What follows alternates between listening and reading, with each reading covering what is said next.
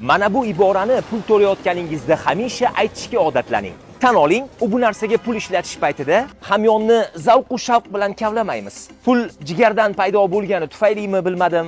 Masalan, uyimizdagi elektr simlarida to'satdan nosozlik yuzaga kelsa, elektrik chaqiramiz va haqini beramiz. Yoki 200 kilovatlik limitdan ortganiga xohlaymizmi, yo'qmi? Qo'shimcha haq to'laymiz. Bunaqa majburiy chiqimlar kelib chiqaveradi. Agar shunday holat yuzaga kelsa, o'zingizga bunday deng: yaxshiyamki biz boymiz. Allohga shukrki, qanoatdaman. Xo'sh, bu bizga qanday foyda beradi? Siz o'sha chiqimni baribir to'laysiz.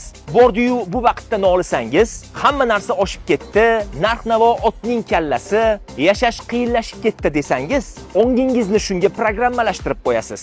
Hayotdan norozilik kayfiyati ortib boraveradi. Buning o'rniga yaxshiyamki biz boymiz desangiz, ya'ni xo'p mayli, bu muammoni uddalay olaman, hech qisi yo'q qabilida ish tutsangiz, bu noqulaylikni o'zingizdan uzoqlashtirib yuborasiz. U sizdan energiyani tortib ola olmaydi. Bir muddat shunday fikr yuritib ko'ring. Baribir hech narsa yo'qotmaysiz, lekin aniq foydasini sezasiz.